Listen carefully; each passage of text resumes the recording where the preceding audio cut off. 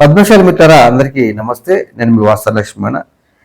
Congress party అధికారంలోకి వచ్చి దాదాపు ఏడాదిన్నర దాటిపోయింది, సంవత్సరాల కాలం దాటిపోయింది. మరి ఈ సంవత్సరాల కాలంలో కాంగ్రెస్ పార్టీ పద్మశాలి సమాజ సంక్షేమం చూసిన దాఖలాలు కనిపిస్తున్నాయా? ఎక్కడన్నా ఒకరుంటే చెప్పండి మిత్రులారా. మరి పద్మశాలిని బానిసల, పద్మశాలకు రాజ్యాంగం హక్కులు కల్పించలేదా? పద్మశాల ఓట్లు లేకుండానే కాంగ్రెస్ పార్టీ అధికారంలోకి వచ్చిందా? పద్మశాల ఓట్లు లేకపోతే రేవంత్ రెడ్డి ముఖ్యమంత్రి అయిందా? పద్మశాలి నాయకుల శ్రమ లేకుండానే కాంగ్రెస్ పార్టీ అధికారంలోకి వచ్చిందా? పద్మశాలి నాయకుల శ్రమ లేకుండానే రేవంత్ రెడ్డి ముఖ్యమంత్రి అయిందా? ఒకసారి ప్రతి పద్మశాలి బిడ్డ ఆలోచించండి. నేనేమంటున్నా అంటే గత 10 ఏళ్ళు అప్పటి బీఆర్ఎస్ ప్రభుత్వం కేసీఆర్ గారు ఇదే విధంగా పద్మశాలి సమాజాన్ని నమ్మిస్తూనే మోసం చేస్తూనే పరిపాలించింది. ఇక ఆయన విషయంలో కొద్దిగా మాట్లాడుకోవాలంటే కొద్దిగా అప్పటి కేసీఆర్ గారు ఓట్ల రాజకీయం కోసము చేసిండా, ఈ నేత కార్మికుల ప్రేమతో చేసిండా, కానీ ఆయన మొత్తం ఏదో అభివృద్ధి వైపు తీసుకెళ్ళలేదు. కానీ నేత కార్మికులు, చేనేత కార్మికుల కోసం కొన్ని పథకాలు క్రియేట్ చేసిండు. చేనేతకు చేత ఈ కొన్ని పథకాలు క్రియేట్ చేసి వాటి వల్ల పూర్తి లబ్ధి జరగలేదు. కానీ కొద్దిగా తులసిపత్రం చేసినట్టే కనిపించింది మనకు. కానీ కాంగ్రెస్ పార్టీ వచ్చిన తర్వాత ఉన్న పథకాలు మొత్తం బంద్ చేసి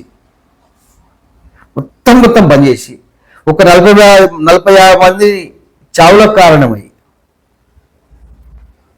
ఈ కాంగ్రెస్ పార్టీ తీరు ఎట్లుందంటే రేవంత్ రెడ్డి ముఖ్యమంత్రి వెనకట ఏదో బలిత్రు కదా రాజుల కోసం, అట్లా రేవంత్ రెడ్డి ముఖ్యమంత్రి కాగానే మొట్టమొదటి ఆత్మార్పణం పద్మశాలి బిడ్డదైంది. సిరిసిల్ల కాడ పుట్ట 40-50 మంది చచ్చిపోయారు.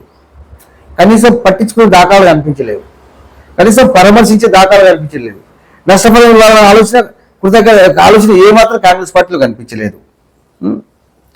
ఈ 40 మంది చచ్చిపోయిన తర్వాత ఆ పథకాల్ని రీఓపెన్ చేసి పేరు మార్చి తెలంగాణ చేనేత అభయహస్తము అది ఇదని పేరు మార్చి పాలభిషేకం చేయించుకుంటారు రేవంత్ రెడ్డి.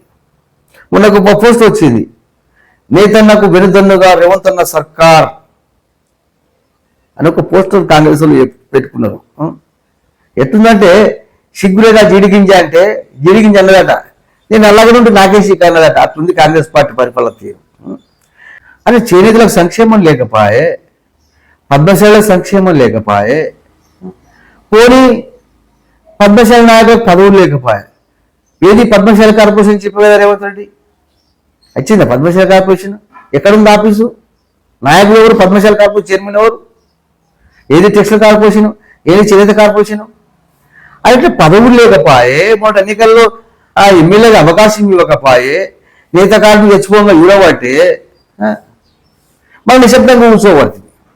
పద్మశాలి సమాజం మేము బానిసలమనే సంకేతం ఇస్తున్నది. మేము బానిసలమనే సంకేతం పద్మశాలి సమాజం ఇస్తున్నది. ఇది పద్మశాలి భావితరాలకు చాలా ప్రమాదం వాటిల్లే అవకాశం ఉన్నది మిత్రులారా.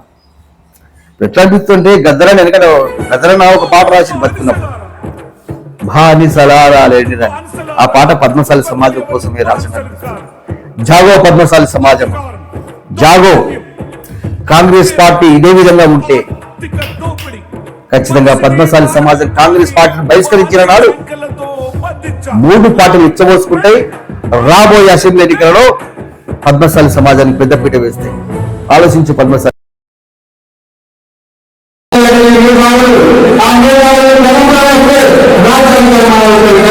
లోపల లేదు రాజ్యాన్ని శాసించాలంటే ఓటు బ్యాంక్ కీలకం. అంత పెద్ద ఓటు బ్యాంకు మనం మాత్రమే.